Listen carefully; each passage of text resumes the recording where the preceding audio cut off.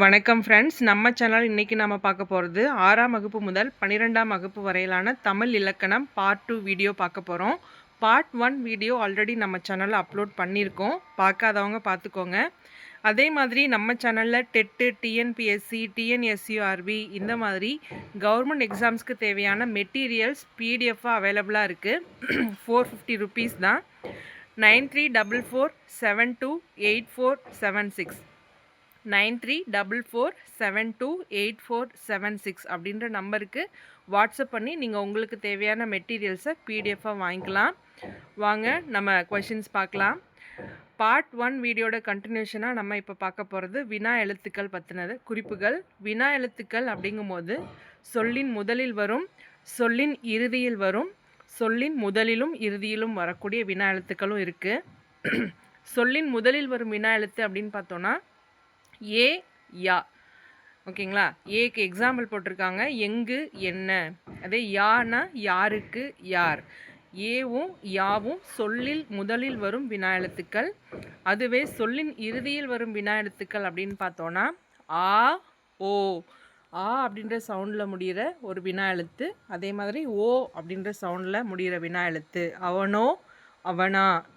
இந்த மாதிரி அந்த சவுண்டில் முடிகிற வினா எழுத்துக்கள் சொல்லின் இறுதியில் வரும். அதே இறுதியிலும் முதலிலும் வரக்கூடிய வினா எழுத்துக்கள் அப்படின்னு பார்க்கும்போது ஏ, ஏன், நீதானோ, நீதானே. இந்த மாதிரி சொல்லின் முதலிலும் இறுதியிலும் வரக்கூடிய வினா எழுத்து ஏ, நீதானே. அதே மாதிரி ஏன் அப்படின்னு கேட்போம் இல்லையா? ஸோ வினா எழுத்துக்கள் ஏ, யா சொல்லின் முதலில் வரும், ஆ, ஓ சொல்லின் இறுதியில் வரும். அதுவே முதலிலும் இறுதியிலும் வரக்கூடிய வினா எழுத்து எது அப்படின்னு பார்த்தோன்னா ஏ. வினா வகைகள் இரு வகை இருக்கும், அது அகவினா, புறவினா. வினாவோட வகைகள் இரு வகைகள் இருக்குது, அது அகவினா, புறவினா.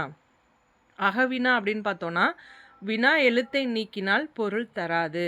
அகவினால வினா எழுத்தை நீக்கினால் பொருள் தராது. எடுத்துக்காட்டு பாருங்க, அகவினா எழுத்துக்கள் ஏ, யா, ஏ.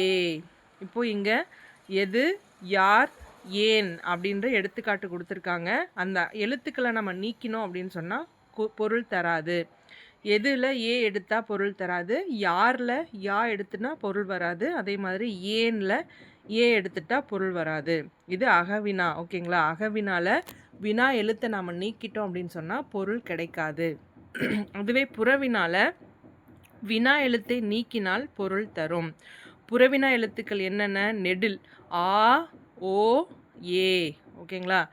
இதில் வினா எழுத்தை நம்ம நீக்கினாலும் நமக்கு பொருள் வரும். அவனா அப்படின்றதுல நானா இன் குட்டலா இல்லையா? நம்ம அந்த ஆவை எடுத்துட்டாலும் அவன் அப்படின்ற அந்த வார்த்தை நமக்கு பொருள் தர ஒரு வார்த்தையாக இருக்கும்.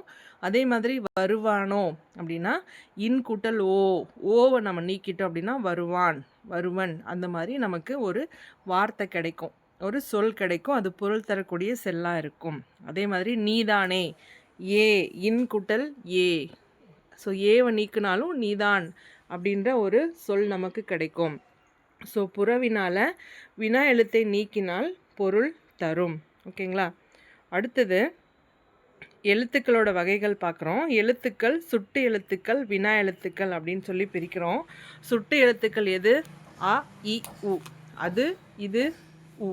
இந்த மாதிரி நம்ம ப்ரீவியஸ் வீடியோவில் பார்ட் 1 வீடியோவில் பார்த்துருப்போம். சுட்டு எழுத்துக்கள் பற்றின குறிப்புகள். அதே மாதிரி வினா எழுத்துக்கள் ஏ, யா, ஆ, ஓ, யா. ஓகேங்களா? சுட்டு எழுத்துக்களில் 5 வகையாக பிரிக்கிறோம். அகச்சுட்டு, புறச்சுட்டு, சுட்டு திரிபு, அண்மை சுட்டு, செய்மை சுட்டு. ஓகேங்களா? அகச்சுட்டு எது அப்படின்னு பார்த்தோன்னா அவன், இவள், அவர், இது, அவை, அது. அதுவே புறச்சுட்டுனா அப்பள்ளி, இவ்வீடு, அம்மரம், இந்நூல்.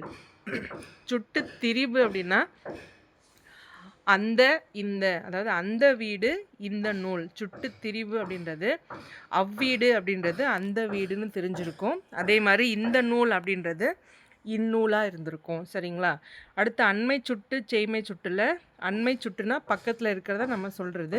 ஈன்ற அந்த லெட்டர் நம்ம யூஸ் பண்ணுவோம். இவன், இவள், இது, இவை, இம்மரம், இந்நூல். அதுவே செய்மை சுட்டுனா தூரத்தில் இருக்கிறது. அவன், அவள், அது, அவை, அம்மரம், அந்நூல். இது எல்லாமே சுட்டு எழுத்துக்களோட வகைகள். அடுத்து வினா எழுத்துக்களோட வகைகள் பார்த்தோம் அப்படின்னு சொன்னால் அகவினா, புறவினா. நம்ம முன்னாடி பார்த்தது தான் ஏ, யா, ஏ இதெல்லாம் அகவினா எழுத்துக்கள். அதே புறவினா எழுத்துக்கள் ஆ, ஓ, ஏ. அகவினா எழுத்துக்களுக்கு எடுத்துக்காட்டு என்ன, யார், யாது, ஏன். அதே புறவினா பார்த்தோன்னா அவனோ, அவளோ, நீதானோ. சரிங்களா? அடுத்து நம்ம பார்க்க போகிறது குற்றிய லுகரம், குற்றிய லிகரம் பற்றின குறிப்புகள். குற்றிய லுகரம் அப்படின்னு சொன்னால் நம்ம அதை பிரித்து எழுதும் போது குறுமை ப்ளஸ் இயல் ப்ளஸ் உகரம். குற்றிய லுகரம் அரை மாத்திரை அளவுக்கு தான் ஒலிக்கும். குற்றிய லுகரம் 6 வகைப்படும். குற்றிய லுகரத்தை நம்ம பிரித்து எழுதும் போது குறுமை ப்ளஸ் இயல் ப்ளஸ் உகரம் அப்படின்னு நம்ம பிரிக்கிறோம். குற்றிய லுகரம் ஒலிக்கும் கால அளவு எவ்வளோ அப்படின்னு பார்த்தோன்னா அரை மாத்திரை. 6 வகைகள் சொன்னோம் இல்லையா, வாங்க பார்ப்போம். நெடில் தொடர் குற்றியலுகரம். நெடில் தொடர் குற்றியலுகரம் எப்படி இருக்கும்னா தனி நெடிலை தொடர்ந்து வரும் குற்றியலுகரம் நெடில் தொடர் குற்றியலுகரம். ஒரு ஃபஸ்ட்டு அந்த குற்றியலுகரத்துக்கு முதல் லைனாக இருக்கும், ஒரு நெடில் இருக்கும், தனி நெடில் எழுத்து இருக்கும். சரிங்களா? எடுத்துக்காட்டு பாருங்கள். காது, ஆறு, பாடு. நெடில் தொடர் குற்றியலுகரத்தில் அந்த குற்றியலுகரத்துக்கு முன்னாடி முதல் எழுத்து என்னவாக இருக்கும், ஒரு நெடில் எழுத்தாக இருக்கும். தனி நெடிலை தொடர்ந்து வரும் குற்றியலுகரம் நெடில் தொடர் குற்றியலுகரம். எடுத்துக்காட்டு காது, ஆறு, பாடு. அதுவே ஆயுத தொடர் குற்றியலுகரம் அப்படின்னு பார்த்தோன்னா ஆயுத எழுத்தை தொடர்ந்து வரும் ஒரு குற்றியலுகரத்தை ஆயுத தொடர் குற்றியலுகரம் அப்படின்னு சொல்கிறோம். ஓகேங்களா? ஆயுத எழுத்துக்கு அடுத்ததாக அந்த குற்றியலுகர எழுத்து வரும். சரிங்களா? எஃகு, அஃது, காக்கு, காக்ஸு. ஓகேங்களா? ஆயுத எழுத்தை தொடர்ந்து வரும் குற்றியலுகரம் ஆயுத தொடர் குற்றியலுகரம். அதுவே உயிர் தொடர் குற்றியலுகரம் அப்படின்னா என்னென்னா தனி நெடில் அல்லாத உயிர்மை எழுத்தை தொடர்ந்து வரும் குற்றியலுகரம் உயிர் தொடர் குற்றியலுகரம். தனி நெடிலாக இருக்காது, உயிர்மை எழுத்தை தொடர்ந்து வரும். ஓகேங்களா? தனி நெடிலாக இல்லாத ஒரு உயிர்மை எழுத்தை தொடர்ந்து வரும் குற்றியலுகரம் உயிர் தொடர் குற்றியலுகரம். எடுத்துக்காட்டு வயிறு, அரசு, வரலாறு. அதே வன்தொடர் குற்றியலுகரம் அப்படின்னு பார்த்தோன்னா வல்லின எழுத்துக்கள் வல்லின மெய் எழுத்துக்களை தொடர்ந்து வரும் குற்றியலுகரம் வன்தொடர் குற்றியலுகரம். வன்தொடர் வல்லின எழுத்துக்கள் என்னது, கசரதபர இல்லையா? ஸோ அந்த எழுத்துக்களுக்கு அடுத்து வரும் சொற்கள் எழுத்துக்கள் குற்றியலுகரங்கள். ஓகேங்களா? மூக்கு, பேச்சு, பாட்டு, பத்து, உப்பு. வல்லின மெய் எழுத்துக்களை தொடர்ந்து வரும் குற்றியலுகரம் வன்தொடர் குற்றியலுகரம். அடுத்து மென்தொடர் குற்றியலுகரம் பார்க்கலாம். மெல்லின எழுத்துக்கள் மெல்லின மெய் எழுத்துக்களை தொடர்ந்து வரும் குற்றியலுகரம் மென்தொடர் குற்றியலுகரம்.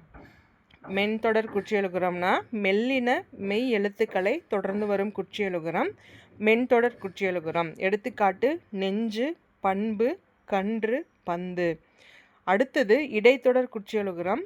இடைத்தொடர் குற்றியலுகரம் எப்படி வரும், இடையினம் சாரி இல்லை தப்பாக இருக்குது. இடையின சொற்கள் எரளவளல எரளவளல அந்த இடையின மெய் எழுத்துக்களை தொடர்ந்து வரும் குற்றியலுகரம் இடைத்தொடர் குற்றியலுகரம். ஓகேங்களா? எடுத்துக்காட்டு எய்து, மார்பு, சால்பு, மூக்கு, மூழ்கு. சரிங்களா? வன்லின மெய் எழுத்துக்களை தொடர்ந்து வரும் கசரதவர அந்த எழுத்துக்களை தொடர்ந்து வரும் சொற்கள் வன்தொடர் குற்றியலுகரம்னு சொல்கிறோம். மூக்கு, பேச்சு, பாட்டு, பத்து, உப்பு. அதுவே மெல்லின எழுத்துக்கள் எங்கன நம்மன இந்த எழுத்துக்களை தொடர்ந்து வரும் குற்றியலுகரம் மென்தொடர் குற்றியலுகரம். எடுத்துக்காட்டு நெஞ்சு, பண்பு, கன்று, பந்து. அதுவே இடையின மெய் எழுத்துக்களை தொடர்ந்து வரும் குற்றியலுகரம் எரளவளல இந்த எழுத்துக்களை தொடர்ந்து வரும் குற்றியலுகரம் இடைத்தொடர் குற்றியலுகரம். எடுத்துக்காட்டு எய்து, மார்பு, சால்பு, மூக்கு, மூழ்கு. அடுத்து குற்றிய லிகரம் பற்றின குறிப்புகள் பார்க்க போகிறோம். குறுமை ப்ளஸ் இயல் ப்ளஸ் இகரம் குற்றிய லிகரம். இது இரு இடங்களில் வரும். இதுவும் அரை மாத்திரை அளவு தான் ஒலிக்கும். ஓகேங்களா? நாடு யாது, நாடு யாது. டூனா இட் ப்ளஸ் ஊ இல்லையா, டீனா இட் ப்ளஸ் இ. குற்றிய லிகரம் இரு இடங்களில் ஒலிக்கும். நாடு யாது, கொக்கு யாது. ஓகேங்களா? கொக்கி யாது. அதே மாதிரி கேள்மியா, அதான் நம்ம கேன்மியா அப்படி சொல்லுவோம் இல்லையா, கேன்மியா. செல் கூட்டல் மியா, சென்மியா. இது எல்லாமே குற்றிய லிகர சொற்கள். குற்றிய லுகரத்தில் உள்ள உகரம் இகரமாக மாறும். குற்றிய லுகரத்தில் இருக்க உகரம் வந்து இகரமாக மாறும். நாடு அப்படின்றது நாடி அப்படின்னு வரும். ஊ அந்த சவுண்டு மாறி சவுண்டாக ஒலிக்கும். ஓகேங்களா. இட்டு ப்ளஸ் ஊ அப்படின்றது இட்டு ப்ளஸ் ஈயாக மாறும். அதே மாதிரி கொக்கு ஊ சவுண்டு கீ ப்ளஸ் ஈயாக மாறும். ஓகேங்களா. மீயில் ப்ளஸ் உள்ள இகரம் குற்றியல் இகரம். இங்கே கேள்மியா செல்மியா இதெல்லாம் வந்துட்டு என்னவா இருக்குது, சவுண்டில் வருது. சவுண்டில் வந்துச்சுன்னா அது குற்றியல் இகரம். குற்றியல் இகரம் பற்றி நன்னூலில் என்ன குறிப்புகள் சொல்லியிருக்காங்கன்னு பார்க்கலாம். யகரம் வர குரல் உத்திரி இகரமும் அசைச்சொல் மியாவின் இகரமும் குறிய. யகரம் வர குரல் உத்திரி இகரமும் அசைச்சொல் மியாவின் இகரமும் குறிய அப்படின்னு சொல்லி நன்னூலில் குற்றியல் இகரம் பற்றின குறிப்பு இருக்குது. அதே மாதிரி குற்றியல் லுகரம் பற்றினோம். நெடிலோடாய் தம் உயிர்வழி மெலியிடை தொடர்மொழி இறுதி வன்மையூர் உகரம் அக்கும் பிறமேல் தொடரவும் பெருமே. ஓகேங்களா. இது குற்றியல் லுகரம் பற்றின நன்னூலில் இருக்க குறிப்பு. அடுத்து நம்ம பார்க்க போகிறது நால்வகை குறுக்கங்கள். குறுக்கங்கள் 4 வகைப்படும். அவை ஐகார குறுக்கம், ஔகார குறுக்கம், மகர குறுக்கம், ஆயுத குறுக்கம். ஒரு குறுக்கங்கள் பற்றின குறிப்புகள் பார்க்கலாம் எடுத்துக்காட்டுகளோட. ஐகார குறுக்க சொற்கள் பார்க்கலாம். ஐகார குறுக்கம் வந்து முதல்ல வரும், இடையில் வரும், இறுதியிலும் வரும். அப்படின்ற சவுண்டு வரும். சரியா. முதல்ல வர ஐகார குறுக்கம் என்னன்னு பார்த்தோன்னா வையம். வை நம்ம சொல்லும்போது சவுண்டு வருது இல்லையா. முதல்ல வர ஐகார குறுக்கம் எடுத்துக்காட்டு வையம். இது ஒலிக்கும் கால அளவு 1.5 மாத்திரை. அதுவே இடையில வர குறுக்கம் ஐகார குறுக்கம் எது அப்படின்னு பார்த்தோன்னா கலைஞன். வருதுங்க இல்லையா. கலைஞன் ஒலிக்கும் கால அளவு 1 மாத்திரை. அதுவே இறுதியில் வரும் ஐகார குறுக்க சொல்லுக்கு எடுத்துக்காட்டு பறவை. இதுவும் 1 மாத்திரை அளவு கால அளவு. சரிங்களா. முதல் ஐகார குறுக்கம் எடுத்துக்காட்டு வையம், இடை ஐகார குறுக்கம் எடுத்துக்காட்டு கலைஞன், இறுதி ஐகார குறுக்கம் எடுத்துக்காட்டு பறவை. அதே ஔகார குறுக்கம் முதல் இடை இறுதி. ஔகார குறுக்கம் முதல்ல மட்டும்தான் வருது, சொல்லின் முதலில் மட்டும்தான் வருது. ஔவையார் ஒவ்வு சவுண்டு வரணும். சரியா. ஔவையார் ஒலிக்கும் கால அளவு 1.5 மாத்திரை. அதே அப்படின்ற குறுக்கம் சொல்லின் இடையிலையோ இறுதியிலையோ வராது. அடுத்து 3ஆவதாக பார்க்க போகிறது மகர குறுக்கம். வகரத்தின் முன் வரும் மகரம். ஓகேங்களா. வா அப்படின்ற எழுத்துக்கு முன்னாடி சவுண்ட் மகரம் வரும். அதே மாதிரி மெய்களின் பின்வரும் மகரம். மகரம் வந்து மகர குறுக்கம் 2 இடத்துல இருக்குது. வா எழுத்துக்கு முன்னாடியும் எழுத்துக்கு பின்னாடியும் மகர குறுக்கம் வரும். அதாவது வகரத்தின் முன் வரும் மகரம் வலம் வந்தான். வாக்கு முன்னாடி வந்துச்சுன்னா அது மகர குறுக்கம். இது ஒலிக்கும் கால அளவு 1/4 மாத்திரை. அதுவே 2 சுழி 3 சுழி ரெண்டுமே மெய்களின் பின்வரும் மகரம். போன் மருண் அந்த மாதிரி 2 சுழி 3 சுழி அப்புறமா வர மகர குறுக்கம். அதுவும் ஒலிக்கும் கால அளவு 1/4 மாத்திரை. அடுத்தது ஆயுத குறுக்கம். ஆயுத குறுக்கம் எப்படி இருக்குன்னா அல் கூட்டல் திணை அக்ரிணை அப்படின்னு எழுதுறையா, அது மருவி சவுண்டு வரும். ஆயுத குறுக்கம்னா வரும். அதே மாதிரி முள் ப்ளஸ் தீது முக்தி. இது நம்ம பிரித்தெழுதுக சேர்த்தெழுதுகளை இந்த கொஷின்ஸ்லாம் கேட்பாங்க. நம்ம ஓல்டு கொஷின் பேப்பரில் பார்த்துருப்போம். அல் கூட்டல் திணை அக்ரிணை, முள் கூட்டல் தீது முக்தி. இது எப்படி அந்த லெட்டர்ஸ்லாம் மாறுது அதுதான் நமக்கு அந்த ரெட் லைன் போட்டு பிரித்து காட்டியிருக்காங்க. ஃபஸ்ட்டு அல் கூட்டல் திணை வந்து என்ன ஆகுது, கூட்டல் பிரியுது. பிரிஞ்சுட்டு அதுக்கு சவுண்டு கொடுக்குறோம். ஓகேங்களா. அப்புறம் அல் கூட்டல் ரிணையாக மாறுது. தென் அந்த நமக்கு என்ன ஆகும், மாறும். ஆயுத குறுக்கம் இதுதான். ஓகேங்களா. மாதிரி அல் கூட்டல் திணையில் அக்ரிணை அப்படின்னு வருது. 2 எழுத்துக்கள் மாறி வருது. அதே மாதிரி முள் கூட்டல் தீது எப்படி நம்ம பிரிப்போம், கூட்டல் அப்படின்னு பிரிப்போம். அது நமக்கு தெரியுது. அதே மாதிரி முள் அப்படின்ற சவுண்டில் மாறுது. ஓகேங்களா. முக்தி. இது இரண்டுமே ஒலிக்கும் கால அளவு என்ன அப்படின்னு பார்த்தோன்னா 1/4 மாத்திரை. அடுத்து நம்ம பார்க்க போகிறது வழக்குகள். மூன்றாவது இயல். வழக்கு இருவகைப்படும். அவை இயல்பு வழக்கு, தகுதி வழக்கு. ஓகேங்களா? இயல்பு வழக்கு, தகுதி வழக்கு அப்படின்னு சொல்லி வழக்குகளை 2 வகையாக பிரிக்கிறோம். இயல்பு வழக்கு 3 வகைப்படும். அது இலக்கணமுடையது, இலக்கண போலி, மருவு. இலக்கணமுடையதில் எடுத்துக்காட்டு பார்க்கலாம். இலக்கண நெறி மாறாமல் அமைந்த சொற்கள் இயல்பு வழக்கு சொற்கள். ஓகேங்களா? எடுத்துக்காட்டு நிலம், மரம், வான், எழுது. இலக்கண நெறி மாறாமல் அமைந்த சொற்கள் இயல்பு சொற்கள், இலக்கணமுடைய இயல்பு சொற்கள். எடுத்துக்காட்டு நிலம், மரம், வான், எழுது. அதுவே இலக்கண போலி அப்படின்னு சொன்னால் முன்பின் தொடக்க போலி இருக்கும். முன்னாடியோ பின்னாடியோ திரிஞ்சிருக்கும். ஓகேங்களா? மூன்றில் நுனிக்கிளை. எடுத்துக்காட்டு மூன்றில் நுனிக்கிளை. ஏன்னா இல்முன் கிளை நுனி அப்படின்னு வரத்துக்கு பதிலாக என்ற இலக்கண முறைப்படி அமையாத சொற்கள் இலக்கண போலிகள். ஓகேங்களா? இலக்கண போலி வழக்கு அப்படின்னு சொன்னால் மூன்றில் நுனிக்கிளை. ஏன்னா அது மாறி இருக்குது, அப்படியே முன்பின் தொடக்க போலி மாறி இருக்குது, அதனால இது இலக்கண போலின்னு சொல்கிறோம். அடுத்து மருவு அப்படின்னு சொன்னால் மருவி வேறு பேராக இருக்கும். நம்ம ஊர் பெயர்களின் மருவு சொற்கள் பார்த்துருக்கோம் இல்லையா? தஞ்சை, நெல்லை, இந்த மாதிரி இலக்கண நெறியிலிருந்து பிறழ்ந்து சிதைந்து வழங்கும் சொற்கள் தான் மருவு சொற்கள். இலக்கண நெறியிலிருந்து பிறழ்ந்து சிதைந்து வழங்கும் சொற்கள் மருவு சொற்கள். தஞ்சாவூரை தஞ்சை, திருநெல்வேலியை நெல்லை அப்படின்னு சொல்கிறோம் இல்லையா? இவை எல்லாமே மருவு சொற்கள். ஸோ இயல்பு வழக்கு, இலக்கணம் உடையது, இலக்கணம் போலி, மருவு அப்படின்னு சொல்லி 3 வகையாக பிரிக்கிறோம். அடுத்தது தகுதி வழக்கும் 3 வகையாக பிரிக்கிறோம். அவை என்னென்னு பார்த்தோன்னா இடக்கரக்கல், மங்களம், குழுவுக்குறி. இடக்கரக்கல்னால் என்ன? எக்ஸாம்பிள் பார்க்கலாம். கால் கழுவி வந்தான், ஒன்றுக்கு போய் வந்தான். ஓகேங்களா? இடக்கரக்கல் அப்படின்றது கால் கழுவி வந்தான். நம்ம ரெஸ்ட் ரூம் போயிட்டு வரோம் அப்படின்னு சொன்னால் கால் கழுவி வந்தான் அப்படின்னு சொல்லுவோம். வெளிப்படையாக சொல்லத்தகாத சொற்களை மறைத்து கூறுவது இடக்கரக்கல். நம்ம ஓப்பனாக சில விஷயங்களை சொல்ல முடியாது, அதை கொஞ்சம் இன்டைரக்டாக டீசெண்டாக சொல்கிறோம் அப்படின்னு சொன்னால் அந்த ப்ராசஸ்க்கு பேர் தான் இடக்கரக்கல். அதே மங்களம் அப்படிங்கிறது மங்களம் இல்லாத சொற்களை மங்களமான சொற்களால் கூறுவது தான் மங்களம். திருமுகம் வந்தது, இயற்கை எய்தினார், இந்த மாதிரி சொற்கள், இந்த மாதிரி வார்த்தைகள் நம்ம யூஸ் பண்ணுறது. ஓகேங்களா? இப்போ அவங்களுக்கு மரியாதை கொடுத்து இயற்கை எய்தினார் அப்படின்னு சொல்லுவோம், இறந்து போயிட்டாங்க அப்படின்னு சொல்கிறதுக்கு பதிலாக திருமுகம் அப்படின்னு சொல்கிறோம் இல்லையா? ஒரு மங்களம் இல்லாத ஒரு சொற்களை நம்ம மங்களமான சொற்களை யூஸ் பண்ணி கூறுறது தான் மங்களம். அடுத்து குழுவுக்குறி அப்படின்னா என்னென்னா ஒரு குழுவினர் தமக்குள் பயன்படுத்தி கொள்ளும் சொற்கள், கோட் வேர்ட்ஸ் மாதிரி. ஒரு குழுவினர் அவங்களுக்கு மட்டும் அதோட பொருள் தெரியும்.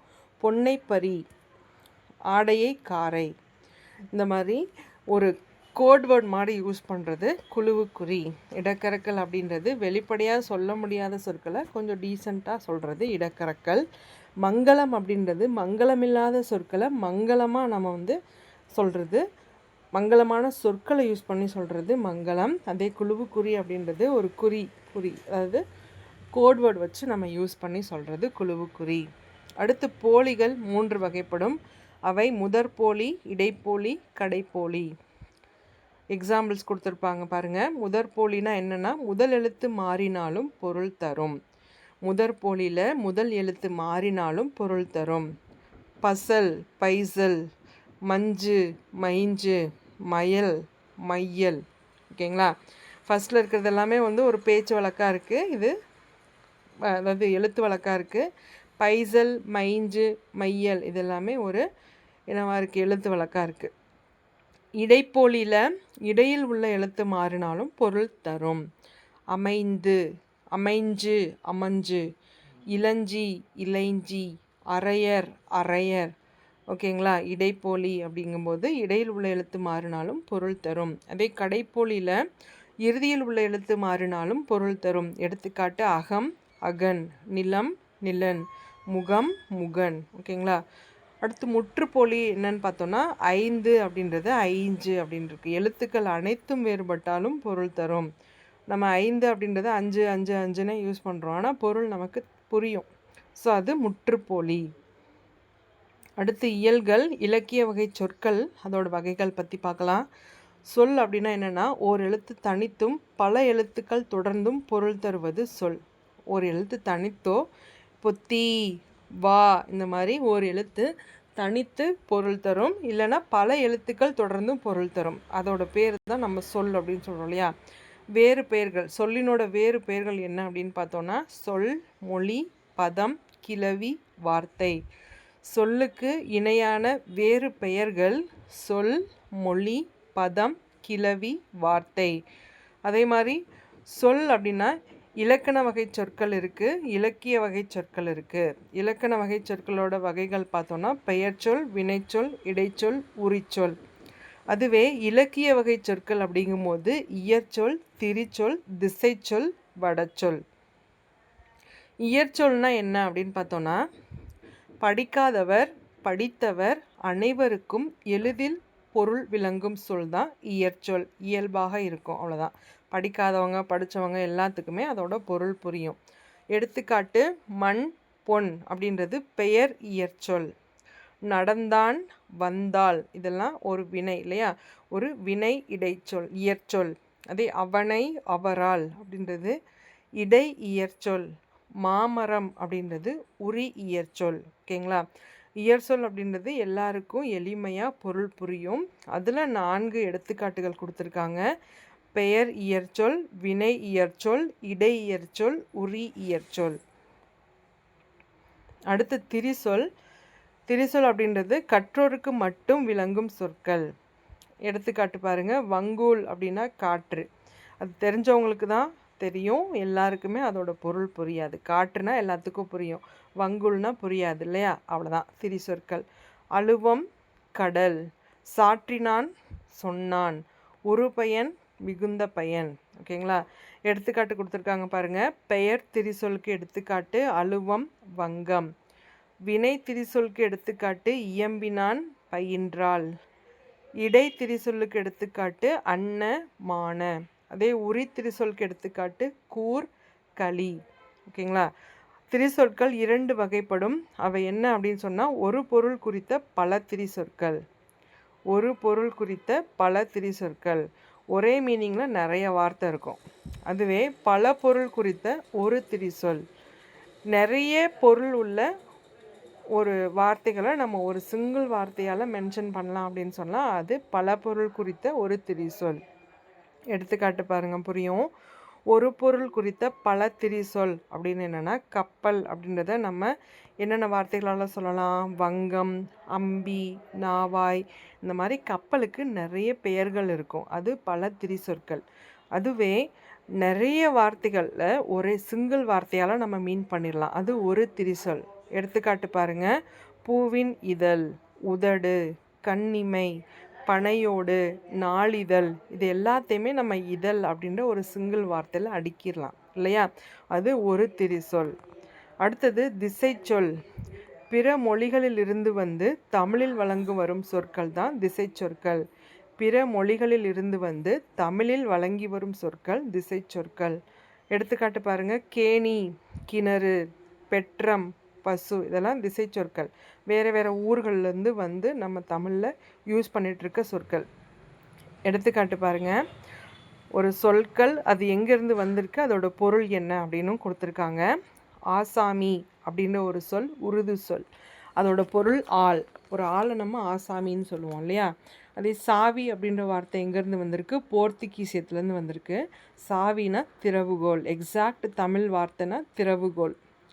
சன்னல், அதுவும் போர்த்துகீசியம் சொல் தான், சாளரம். சன்னலை நம்ம சாளரம் அப்படின்னு சொல்லி தமிழ் வார்த்தையாக குறிப்போம். பண்டிகை அப்படின்றது ஒரு தெலுங்கு வார்த்தை, விழா, தமிழில் விழா. ரயில் அப்படின்றது ஆங்கில வார்த்தை, தமிழில் தொடர்வண்டி. பெற்றம் அப்படின்றது தென்பாண்டி நாட்டிலேருந்து வந்திருக்கு, பெற்றம்னா பசு. அதே தல்லை அப்படின்றது குட்டநாடு, இங்கேருந்து வந்திருக்கு, தல்லை அப்படின்னா தாயின்னு அர்த்தம். அச்சன் அப்படின்னா குடநாடு, கேரளாவில் அச்சன் சொல்கிறாங்க இல்லையா, அச்சன்னா தந்தை. பாலி அப்படின்னா பூலி நாட்டிலேருந்து வந்திருக்கு, சிறு குளம். சின்ன குளத்தை பாலி அப்படின்ற வார்த்தையால் குறிக்கிறாங்க. இவை எல்லாமே திசை சொற்கள், வேறு பக்கத்துலேருந்து வந்திருக்கு, ஆனால் நம்ம தமிழில் வழக்கத்தில் இருக்க சொற்கள் திசை சொற்கள்.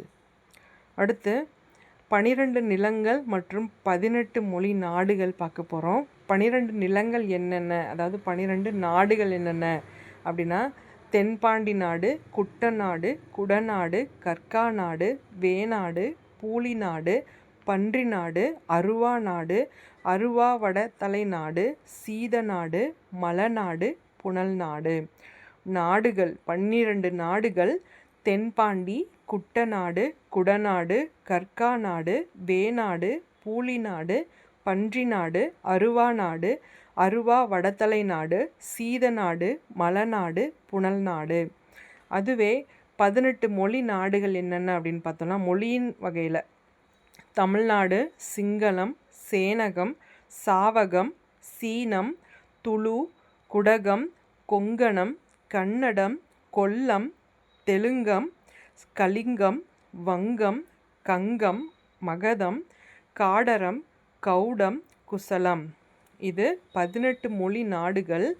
தமிழ்நாடு, சிங்களம், சேனகம், சாவகம், சீனம், துளு, குடகம், கொங்கணம், கன்னடம், கொல்லம், தெலுங்கம், கலிங்கம், வங்கம், கங்கம், மகதம், காடரம், கௌடம், குசலம். அடுத்து நம்ம பார்க்க போகிறது வட சொற்கள். வடமொழியிலிருந்து வந்து தமிழ் இடம்பெற்றுள்ள சொற்கள் வட சொற்கள். எடுத்துக்காட்டு பாருங்கள். வருடம் அப்படின்றது நம்ம ஆண்டு அப்படின்னு தமிழ் வார்த்தையால் குறிப்போம். அப்போது வருடம் அப்படின்றது ஒரு வடச்சொல். மாதம், திங்கள், கமலம், தாமரை, விடம், நஞ்சு, சக்கரம், உருளை, உற்சவம், விழா இவை எல்லாமே வடமொழியிலிருந்து தமிழில் இடம்பெற்றுள்ள சொற்கள். அடுத்து வடச்சொற்களை 2 வகையாக பிரிக்கிறாங்க. தற்சமம், தற்பவம். வடச்சொற்களின் 2 வகைகள் தற்சமம், தற்பவம். தற்சமம் அப்படின்னா வடமொழியில் இருப்பது போன்று தமிழில் எழுதுவது தற்சமம். வடமொழியில் இருக்கிறது மாதிரியே தமிழில் நம்ம மாற்றி எழுதுறது தற்சமம். அதுவே தற்பவம் அப்படின்னா வடமொழி எழுத்துக்களை தமிழ்மொழி எழுத்துக்களால் எழுதுவது. எடுத்துக்காட்டு பாருங்கள். கமலம், அலங்காரம். ஓகேங்களா. தற்சமத்தில் தர்வசமம். எழுத்து ஒளி மாற்றம் இல்லை.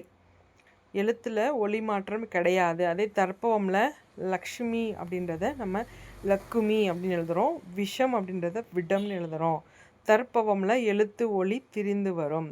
தற்பவமில் எழுத்துக்கள் மாற்றம் இருக்கும். தற்சமமில் எழுத்துக்களில் மாற்றம் இருக்காது. ஓகேங்களா. வட சொல்ல 2 வகை. தற்சவம், தற்சமமில் எழுத்து மாற்றம் இருக்காது. அப்படியே வடமொழியில் இருக்கிறது மாதிரியே எழுதுவோம். அதே தற்பவமில் எழுத்துக்களில் மாற்றம் இருக்கும். தமிழ் எழுத்துக்களாக மாற்றி எழுதுவோம். லட்சுமி, லக்குமி, விஷம், விடம் அப்படின்னு சொல்லிட்டு. அடுத்து சொற்களோட வகைகள் பார்க்குறோம். இயற்சொற்கள், திரிசொற்கள், திசை சொற்கள், வடச்சொற்கள். இயற்சொற்களோட வகைகள் பெயர் இயற்சொல், வினை இயற்சொல், இடை இயற்சொல், உரி இயற்சொல். திரிசொற்களோட வகைகள் பெயர் திரிசொல், வினை திரிசொல், இடை திரிசொல், உரி திரிசொல். அதே திசை சொற்கள் 12 நிலங்கள், 17 நாடுகள் நம்ம பார்த்தோம் ஆல்ரெடி. வட சொற்கள் அப்படின்றது தற்சமம்னு தற்பவம்னு 2 வகையாக பிரிக்கிறோம். திரிசொற்கள் பொறுத்த வரைக்கும் ஒரு பொருள் குறித்த பல திரிசொற்கள் இருக்குது. அதே மாதிரி பல பொருள் குறித்த ஒரு திரிசொல்லும் இருக்குது. அடுத்து ஓரெழுத்து ஒரு மொழி, பகுபதம், பகாபதம். ஓரெழுத்து ஒரு மொழி அப்படின்றது ஒரு சொல். மொழினா ஒரு சொல் இல்லையா. ஒரு எழுத்தே பொருள் தரும். சொல்லாக அமைவது ஓரெழுத்து ஒரு மொழி. ஒரு எழுத்தே நமக்கு பொருள் தரும். ஓகேங்களா. பவணந்தி முனிவர் நன்னூர் இலக்கண நூலில் 42 ஓரெழுத்து ஒரு மொழி உள்ளன என எழுதியுள்ளார். இது எக்ஸாம்ஸில் கேட்பாங்க. எத்தனை ஓரெழுத்து ஒரு மொழிகள் இருக்குது அப்படின்னு சொல்லி கேட்பாங்க. 42. யார் சொல்லியிருக்கா? பவணந்தி முனிவர் சொல்லியிருக்காரு. எங்கே இருக்குன்னு சொல்லியிருக்காரு? நன்னூலில் எழுதியிருக்காரு. சரியா. இதில் வரிசைப்படி, உயிர் வரிசைப்படி ஆ அப்படின்னா பசு. ஒரு எழுத்தே தனித்து நின்று பொருள் தரும். அதில் உயிர் வரிசையில் நம்ம பார்க்குறது ஆ அப்படின்னா பசு. ஈ ஈகை அப்படி சொல்லுவோம் இல்லையா, கொடு. ஊன் அப்படின்னா இறைச்சி. ஏ அம்பு எய்துங்க அப்படி சொல்லுவோம் இல்லையா, அம்பு. ஐயா, தலைவர் ஐயான்னு கூப்பிடுவோம் இல்லையா, தலைவன். ஓ மதகு நீர் தாங்கும் பலகை. ஓடம் அந்த மாதிரி நினச்சிக்கலாம். மதகு நீரில் ஓடம் போகுது. ஓ. ஓகேங்களா. அடுத்து சகர வரிசை. சா சீரீஸில் சா அப்படின்னா இறந்து போ. சாவு அப்படி திட்டுவோம்ல, இறந்து போ. சீனா இகழ்ச்சி. சீப்போ அப்படி சொல்லுவோம் இல்லையா, இகழ்ச்சி. சே உயர்வு. ஓகேங்களா. சோ மதில், சொவுரு அப்படின்னு நம்ம நார்மலாக சொல்லுவோம், மதில். அடுத்து நா வரிசை, நகர வரிசை, நாவு. நீ முன்னிலை ஒருமை, நேசம் அன்பு இல்லையா. நை இழிவு, நோய். அதே நோ அப்படின்னா வறுமை. அடுத்து ககர வரிசை, கா அப்படின்னா சேலை, பூமி, கை ஒழுக்கம், கோ அரசன். தகர வரிசை, தா கொடு, தீ நெருப்பு, உன், தூய்மை, கடவுள், தைத்தல். பகர வரிசை, பாடல், பூ மலர், மேகம், பேய் மலை அப்படி மேகத்துலேருந்து பெய்யுது அப்படி வச்சுக்கலாம். பை இளமை, போ அப்படின்னா சொல்லுவோம், செல், போன அர்த்தம், செல். இதெல்லாம் வந்துட்டு ஓரெழுத்து ஒரு மொழியில் ஒரு வரிசைக்கும் சொல்லியிருக்காங்க. அடுத்து மகர வரிசை, மாமரம், வான், மூப்பு, அன்பு, மை அஞ்சனம், முகத்தல். யகர வரிசையில் ஒரே ஒரு இருக்கு, யா அப்படின்னு சொன்னால் அகலம். வகர வரிசையில் வா அழைத்தல், we Malar, why pull, வௌ cover. ஓகேங்களா. அடுத்து பகாபதம், அடிச்சொல் அல்லது வேர்ச்சொல். பகா அப்படின்னா பிரிக்க முடியாத பதம். ஓகேங்களா. பிரிக்க முடியாத சொற்கள் பகாபத சொற்கள். பகா அப்படின்னா பிரிக்க முடியாதுன்னு அர்த்தம், பதம்னா சொற்கள். எடுத்துக்காட்டு மரம், கழனி, எழுது. அதே பகாபதத்தில் 4 வகைகள் இருக்குது பிரிக்க முடியாத சொற்கள். ஓகேங்களா. என்னென்ன அப்படின்னா பெயர் பகாபதம், வினை பகாபதம், இடை பகாபதம், உரி பகாபதம். இந்த சொற்களை நம்ம பிரிக்க முடியாது, பிரித்தா பொருள் தராது. எடுத்துக்காட்டு பாருங்க, நிலம், நீர், நெருப்பு, காற்று, நுட, வா, படி, வாள், மண், கொல், தில், போல், உரு, தவ, நனி, களி. ஓகேங்களா. இந்த வார்த்தைகள் எல்லாமே பகாபத சொற்கள். அடுத்து பகுபதம் அப்படின்னா பகுனா பிரிக்க முடியும், பிரித்தால் உறுப்புகள் வரும் சொற்கள் பகுபத சொற்கள். பகுபத உறுப்புகள் 6 வகையாக பிரிக்கிறாங்க. அவை பகுதி, விகுதி, இடைநிலை, சந்தி, சாரியை, விகாரம். ஓகேங்களா. பகுபதம் அப்படிங்கும்போது 6 வகையாக பிரிக்கிறாங்க அந்த சென்டென்ஸை. அதில் பகுதி, விகுதி, இடைநிலை, சந்தி, சாரியை, விகாரம் அப்படின்னு சொல்லிட்டு 6 உறுப்புகள் இருக்கும். பகுதி அப்படின்னு சொன்னால் கட்டளை சொல், சொல்லின் முதலில் வருவது. ஓகேங்களா. பகுதி அப்படின்றது அந்த சொல்லோட முதலில் வரும். விகுதி அப்படின்னா சொல்லின் இறுதியில் வரும், இறுதி நிலை. ஓகேங்களா. பகுதி ஸ்டார்டிங்கு, விகுதி எண்டு. இடைநிலை அப்படிங்கும்போது சொல்லின் இடையில் வந்து காலம் காட்டும் அல்லது எதிர்மறை காட்டும். இடைநிலை சொல் எப்போவுமே இடைநிலை காலம் காட்டும் அப்படின்னு ஞாபகம் வச்சுக்கோங்க. அடுத்து சந்தினா என்னென்னா பகுதிக்கும் இடைநிலைக்கும் இடையில் மெய் எழுத்தாக வரும். சந்தினா புள்ளி வச்சுருக்கோம், மெய் எழுத்து. பகுதி அப்படின்றது முதல்ல இருக்கும், விகுதி கடைசியில் இருக்கும், இடைநிலை அப்படின்றது நடுவில் இருக்கும், காலம் நமக்கு காட்டும். சந்தி அப்படின்றது பகுதியையும் இடைநிலையும் இணைக்கிற மாதிரி ஒரு உயிரெழுத்தாக இருக்கும், மெய்யெழுத்தாக இருக்கும். சாரியைனா என்னென்னா இடைநிலைக்கும் விகுதிக்கும் இடையில் வரும் அசைச்சொல். ஓகேங்களா. இடைநிலைக்கும் விகுதிக்கும் நடுவில் வர ஒரு அசைச்சொல். விகாரம் அப்படின்னா சொல்லில் ஏற்படும் எழுத்து மாற்றம் விகாரம். ஏதாவது ஒரு எழுத்து மாறி வரணும் இல்லையா, சவுண்டு மாறி வரும், இல்லைனா அதோட வடிவம் மாறி வரும், அந்த மாதிரி இருக்கிறது விகாரம். அடுத்து பகுபதம் 2 வகைப்படும். அவர் பெயர் பகுபதம், வினை பகுபதம். பெயர் பகுபதம்னா அதில் 6 வகையாக பிரிக்கிறாங்க. பொருட்பெயர் பகுபதம், இடப்பெயர் பகுபதம், காலப்பெயர் பகுபதம், சினைப்பெயர் பகுபதம், குணப்பெயர் பகுபதம், தொழில்பெயர் பகுபதம். எடுத்துக்காட்டு பாருங்கள். பொருள் பெயர் பகுபதத்துக்கு பொன்னன் அப்படின்றத பொன் கூட்டல் அன். அதே இடப்பெயர் பகுபதம் நாடன் அப்படின்றது நாடு கூட்டல் அன். காலப்பெயர் பகுபதம் சித்திரையால் அப்படின்றத சித்திரை கூட்டல் ஆள்னு பிரிக்கிறோம். சினைப்பெயர் பகுபதம் கண்ணன் அப்படின்றத கண் கூட்டல் அன் அப்படின்னு பிரிக்கிறோம். அதே குணப்பெயர் பகுபதத்தை இனியன் அப்படின்றத இனிமை கூட்டல் அல் அப்படின்னு பிரிக்கிறோம். தொழில் பெயர் பகுபதத்தை உழவர் அப்படின்றத உழவு கூட்டல் அர் அப்படின்னு பிரிக்கிறோம். அதுவே வினை பகுபதம் இரு வகைப்படும். அவை தெரிநிலை வினை பகுபதம், குறிப்பு வினை பகுபதம். தெரிநிலை வினை பகுபதம் அப்படின்றதுல நடந்தான், நடந்த, நடந்து, நடந்திலன், நடவாத, நடவாது, நடந்தவன். அதே குறிப்பு வினை பகுபதத்துக்கு எடுத்துக்காட்டு பார்த்தோம் அப்படின்னு சொன்னால் பொன்னன், கரிய, மொல்ல, அல்லன், அல்லாத, அன்றி, பொன்னவன். ஓகேங்களா? இவை வினை பகுபதத்திற்கு எடுத்துக்காட்டுகள்.